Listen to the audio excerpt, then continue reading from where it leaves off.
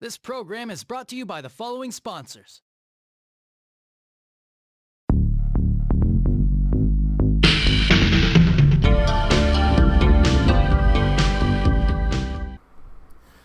What is going on, everybody? Jay Shaw here with another audio, commentary over some gameplay. And what I want to talk about today is the PS5, but not in particular the PS5, like the things that concern me about the PS5 in general. It's more or less the things that is going to change around it once it comes out. And let me start off by saying this. When the PS5 was revealed, I actually enjoyed the look. I'm not gonna lie, I think the console looks futuristic. I think it looks good for this modern era that we live in nowadays. I think it fits and it looks good. My concern when I saw the release of the console was not really how great the design was, or not the controller was still the same. That didn't really concern me. The thing that concerned me the most was the fact there was two consoles. There is a digital console and there is a physical console, which is the one that's going to have the disc drive in it, basically.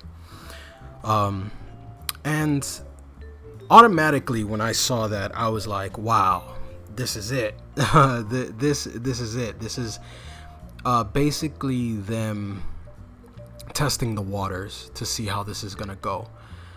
This is a beta test, and the beta test is basically gonna go in Sony's favor in terms of digital sales.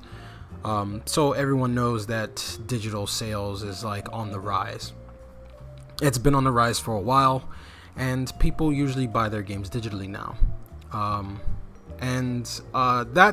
That was kind of disheartening for me, only because you guys know I'm a video game collector. I wouldn't really say I'm a collector.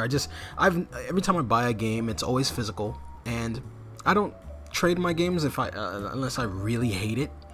So I usually keep all my media, and I like the idea of owning things. Like, I paid for it, it's mine. And with digital, I don't really feel like you really own anything.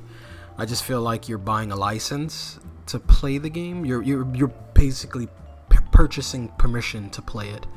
But that is the day and age that we're moving into. It's the digital age, and I think slowly but surely I've kind of come to terms with that. We live in a digital era. Everything is digital or streamed. That's just the way it is now. But moving on to my point, the things that is really concerning for me was the first thing that I thought about really wasn't the fact that there was two consoles or the fact that we're moving into a digital age, because I knew that was on the horizon. The thing I feel that really concerned me was what's gonna happen to all these mom and pop shops. That was the first thing that popped into my head. Some of you guys already know I have a good friend of mine who actually runs a video game store. Well, they sell video games, but then I started thinking back to all of these, mom and pop shops that sell retro games, that sell video games. They make a living on people trading in, media and reselling it. I have this feeling that,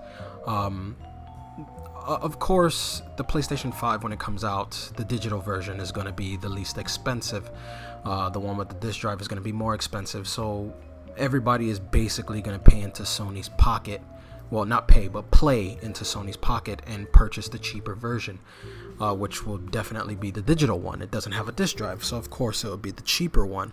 And this is going to tell Sony that everybody wants digital, because that's just what's going to happen. The people who buy the physical one are people who have the money, who can afford it.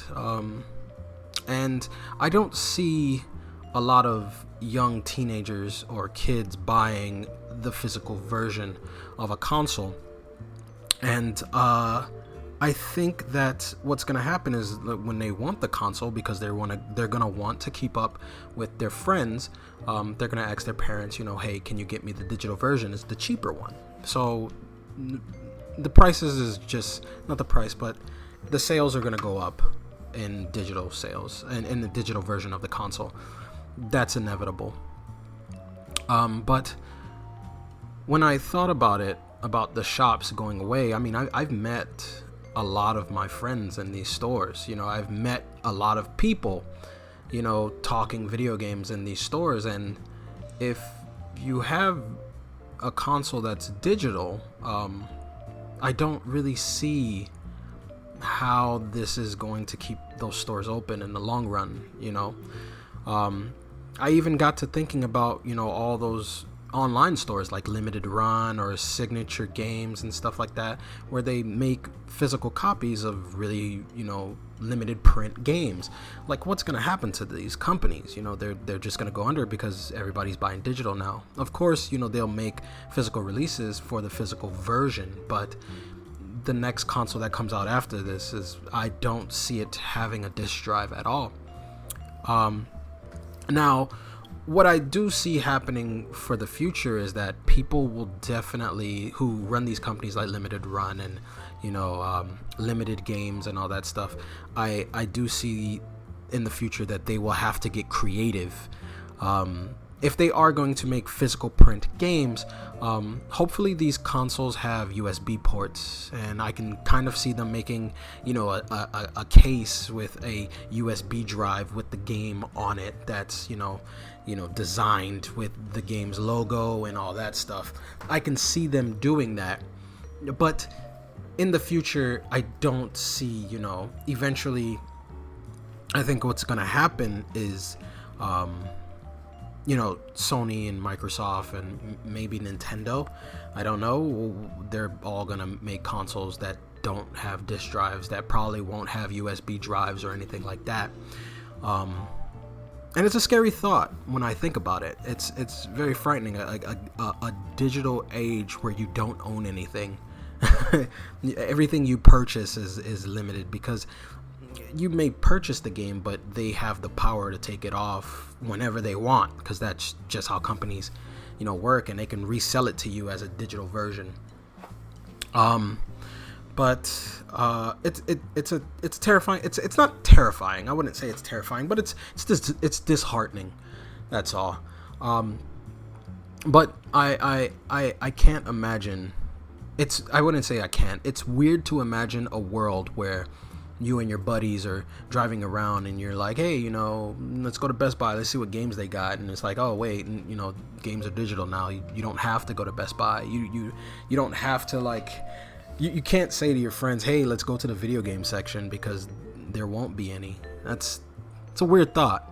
It's strange, because everybody lives in the world of convenience. Everything is downloadable, so you don't meet new people, you don't make new friends, you just kind of, you just download your stuff. But in this age, I do see an idea that Nintendo can kind of corner the market when it comes to physical games. I can see them still making a console that still releases physical games, physical cases and carts and stuff like that. Because I don't know, I just feel like that's Nintendo's thing. Like they can kind of corner the market there when these consoles come out.